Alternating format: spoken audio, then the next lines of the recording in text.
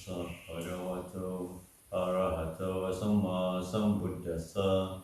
Namo tassa bhagavato arahato samma sambuddhassa.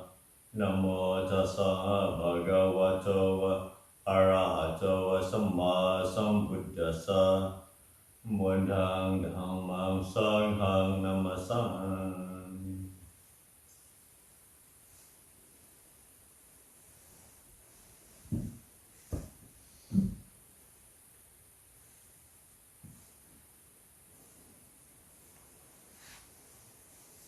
So today is the 8th of June.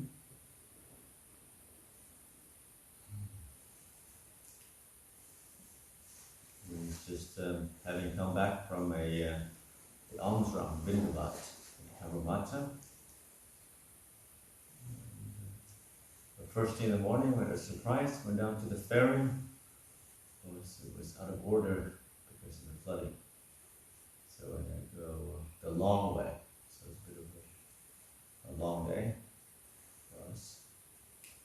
For Luke, some of the driver, running around. And once we got back, a cup of tea and a cold shower, and we're good again. Nothing but a cup of tea and a cold shower couldn't fix. Right?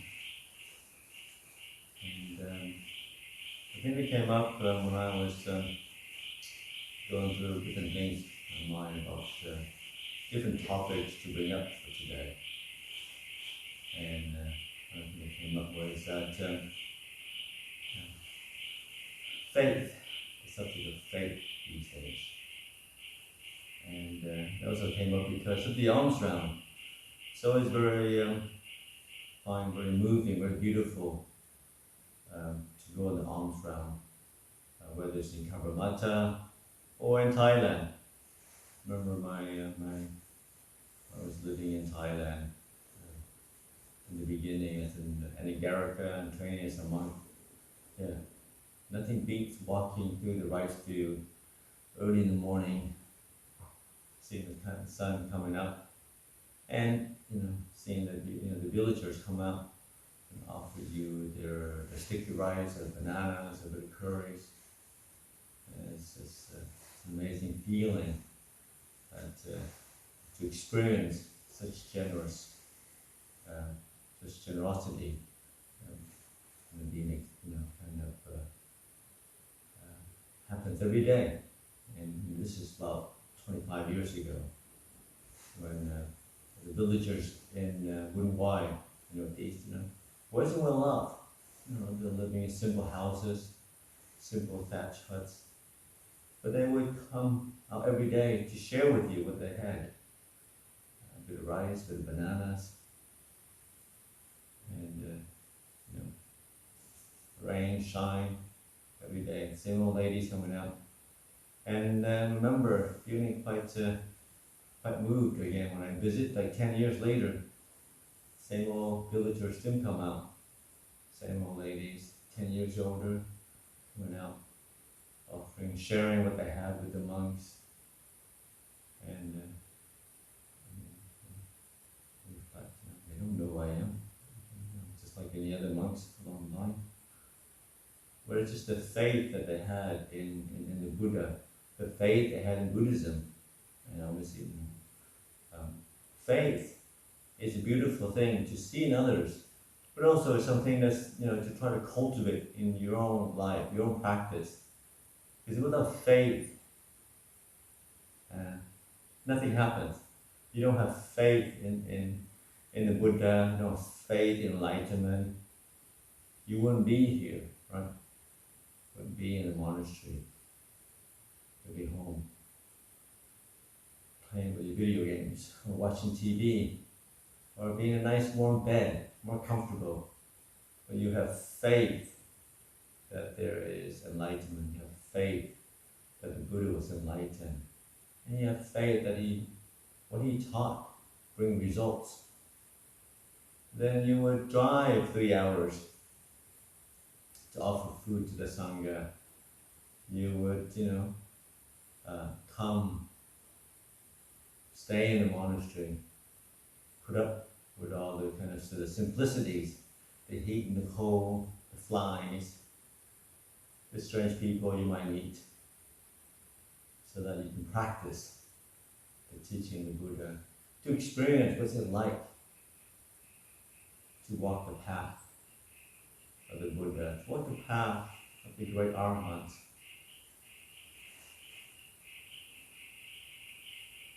And faith comes in three kind of different aspects of this, three aspects of faith, I said before.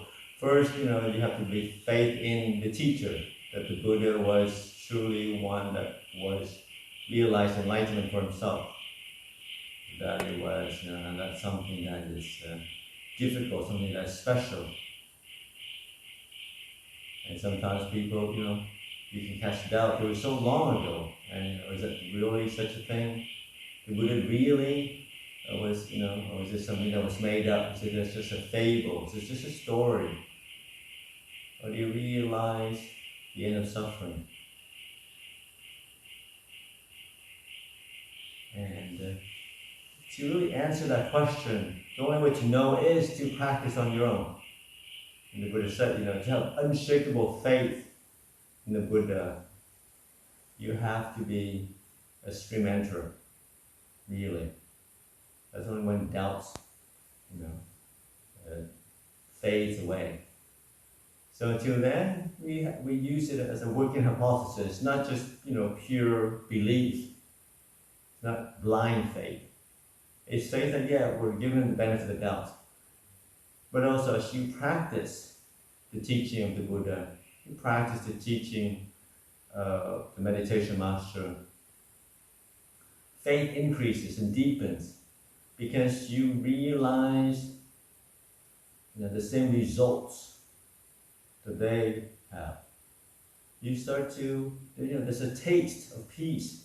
You taste what peace and freedom feels like. Letting go feels like, of simplicity. What it feels like just to be in a quiet place, away from the noise and the confusion of the world. How does that feel? Does it feel when you act out of kindness and generosity instead of anger and stinginess? How does it feel? You see for yourself, you know for yourself. So as you practice, the faith turns from just kind of a belief into confidence. That's why faith, the word saddha in Buddhism, it also, the closest translation is confidence. You have confidence that the Buddha is enlightened because as you practice, you can feel you closer to the realizations that he had. You start to come closer, get a feeling that takes it. What does it feel like when the mind begins to settle? It becomes more still. The mind becomes more clear.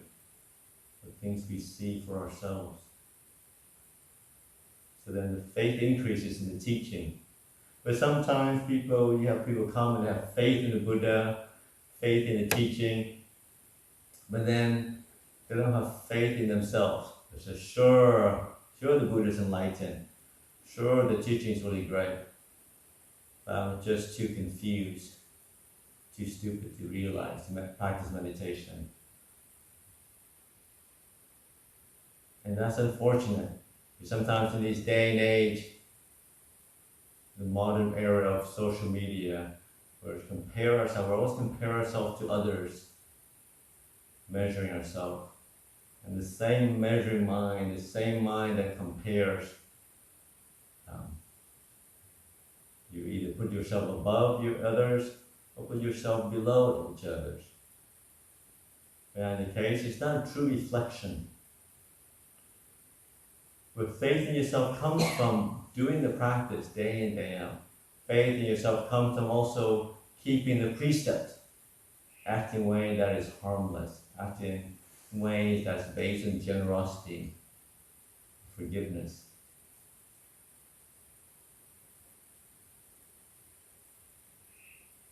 And with faith comes energy. It's with faith that you come to a place There's faith that you wake up early. Waking up is easier. You don't have faith, you won't get out of bed. You won't make it to the morning chanting. This is the nature of how the mind works. And a lot of time, faith comes, I remember my early years in Ajahn. I don't know where it came from, but maybe it's a kind of past karmic connection. When I first came into the monastery, so much faith arises in the Sangha, seeing the monks practice, simplicity, living simple lives in the monastery. Just a lot of faith. So it's really easy to wake up at 3 o'clock in the morning, be there for morning chanting, not really get phased away with the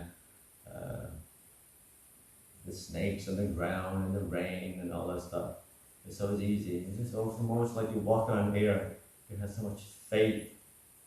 But yes, with anything, faith and inspiration, that fades away over time. And that's fine. So your job as practitioner, especially as long-term practitioner, is to find a way to nourish that faith, that inspiration.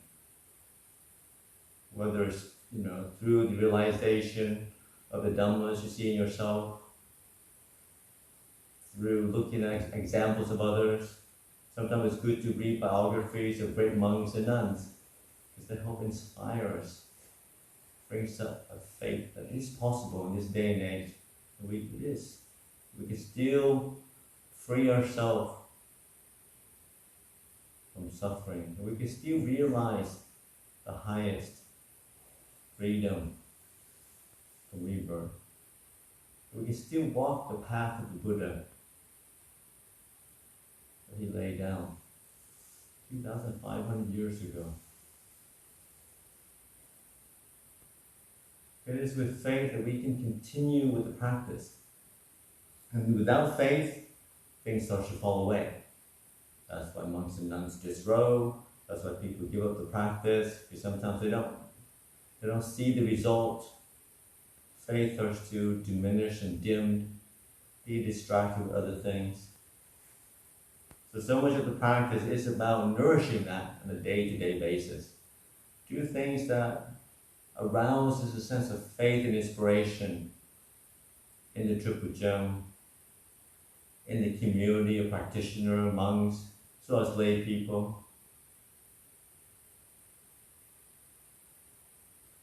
And luckily, because we are in the monastery, I tell people we get the best of the world. So only, when they come, people, you see the best in people. They come to practice generosity, practice kindness. So it's easy to be inspired. It's easy to bring a sense of faith in Buddha's teaching. So the Thai lady who comes every Tuesday, she's very, very busy, obviously. We're all, job, kids, husband. But yet she makes it a focus. She makes it a point to come every Tuesday to feed us, feed the monks and the lay people in the monastery. And she just doesn't throw things together last minute. She cooks this amazing feast, week after week. It's not an easy thing to do. Because she has faith.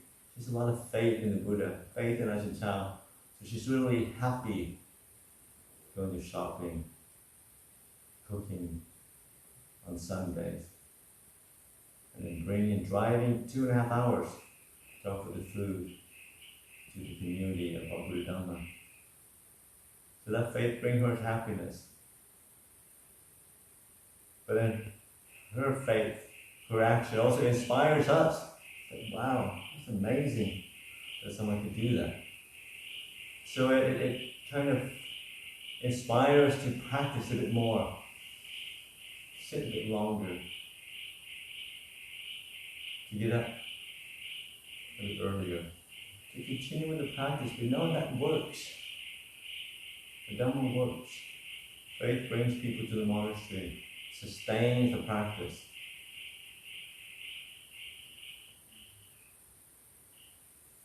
And as monks, being the recipient of a lot of generosity,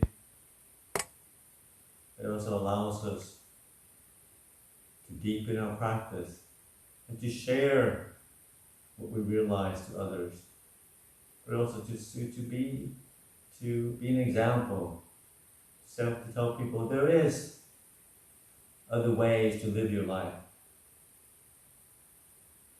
There are places, quiet places, you come and practice.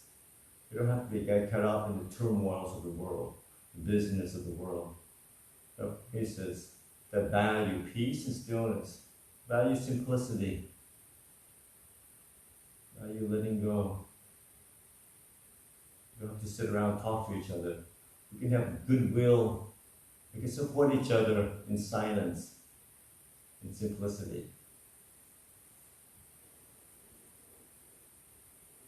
And that's the community that was set up by the Buddha 2,500 years ago, something that works, not something new.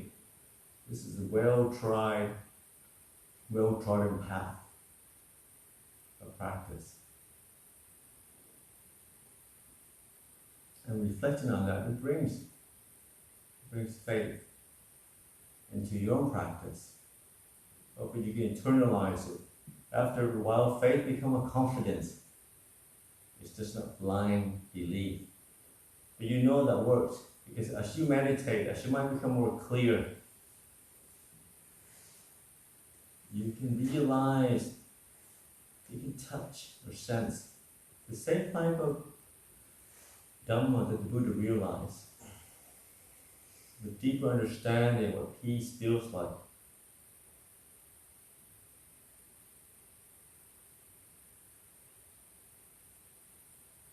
As some of you might have heard, there are 5 spiritual qualities. You have faith, you have energy, you have mindfulness, you have stillness, and wisdom. But faith is the first spiritual faculties. Without faith, the other 4 does not happen.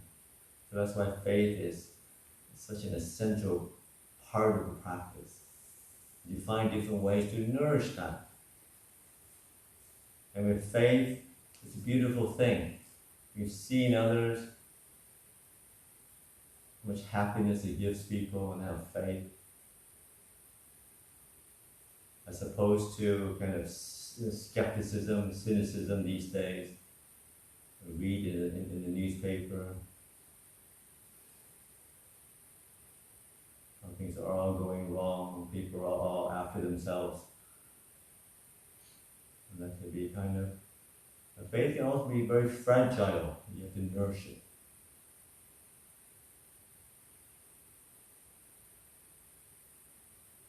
And one of the ways, I'm always finding it very inspiring just to, go down to Karamata, seeing how the kindness and generous people come to offer us, some groceries, and just see how happy they are to see the monks, to pay respects. And then we share a meal and offer some Dhamma when we go back, once every 2 or 3 months. It's nice that the Buddha set up this kind of, an Armstrong tradition, where obviously lay people look after the physical well-beings of the monks and the monastics. And the monks, share our teachings, remind lay people that yes, there are, the lay world to practice, but also do not get carried away with that. But also just look after your own mind, look after the practice. So I was reminding the lay people because, they're traditional Buddhists. We've been doing this for many, many years.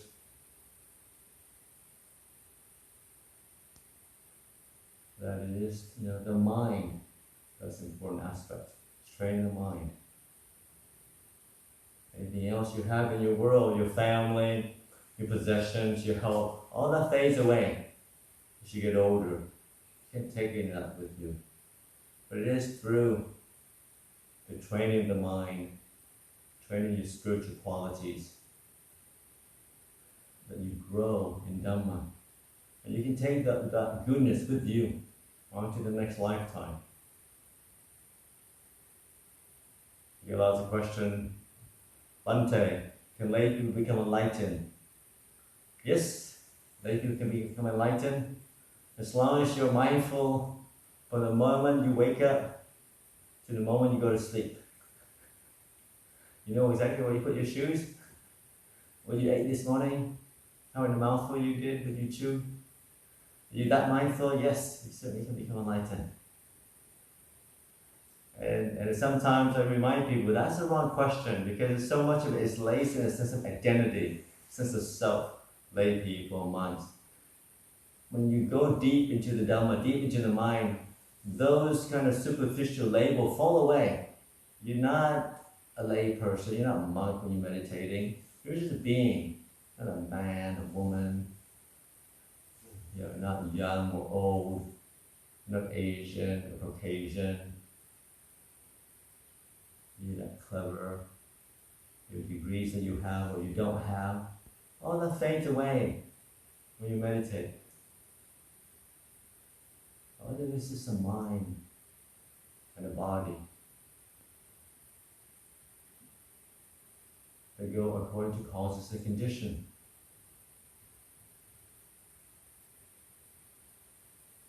The mind, the thing that feels, the thing that understands, is the only thing that allows you to realize the end of suffering. The body, it does its thing, but it only gets more, the older you get, it gets weaker. It doesn't get stronger. But the mind can be ageless. It can grow in strength, in brightness. The more you practice, the older you get. And that's the thing that sustains your happiness. You can accept the aging process of this. As the body breaks down, as the dying process starts, you can accept, embrace it, allow things to happen. You're at peace. You're calm. You're content with the world as it is.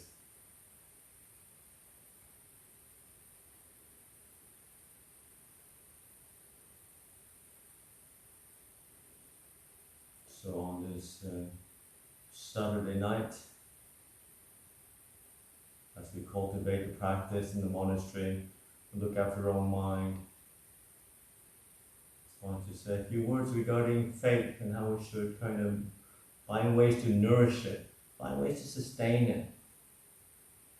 Because that faith is one that empowers your practice. Meditation. Faith is the thing that will continue, keeps you on the path. To sit and to walk when you don't feel like it. To incline towards harmlessness. To incline towards kindness and gentleness.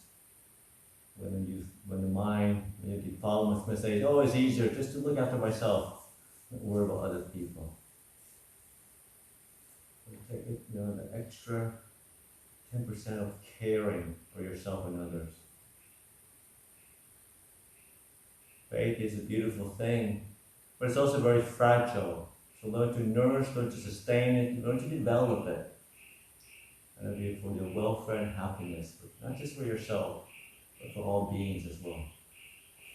So offer that for your reflection today.